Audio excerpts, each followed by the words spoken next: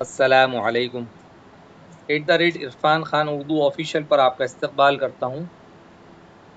آج کے سبق کا مضمون ہے استنجے کے باقی مسائل،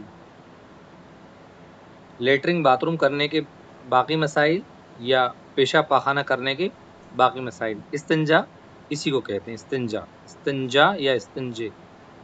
سوال: استنجے کی کون کون سی صورتیں مکروہ ہیں؟ جواب: نمبر 1، قبلے کی طرف منہ یا پیٹ کر کے استنجا کرنا۔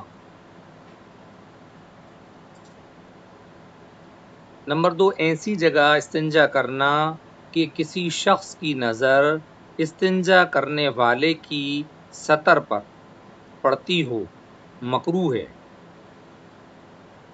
سوال: پاخانہ پیشاب کرنے کی حالت میں کیا کیا باتیں مکروہ ہیں؟ جواب: نمبر 1، قبلے کی طرف منہ یا پیٹ کر پاخانہ پیشاب کرنا۔ نمبر 2، کھڑے ہو کر پیشاب کرنا۔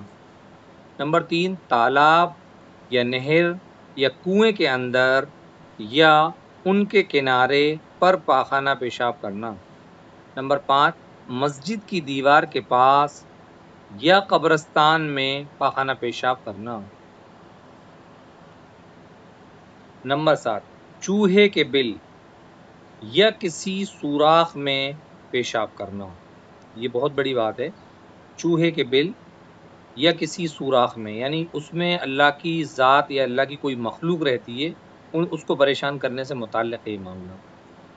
نمبر 8، پیشاب یا پاخانہ کرتے وقت باتیں کرنا۔ نمبر 9، نیچی طرف بیٹھ کر اونچی جگہ پر پیشاب کرنا، کیونکہ پورے کے پورے چھینٹے پھر اسی انسان کے اوپر، اس کے کپڑوں پر آنے والے ہیں۔ نیچی طرف بیٹھ کر اونچی جگہ پر پیشاب کرنا، یہ منع ہے۔